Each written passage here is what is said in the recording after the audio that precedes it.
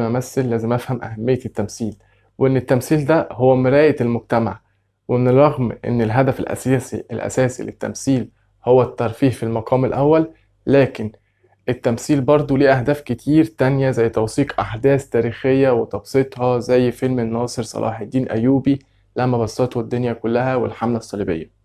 تمام؟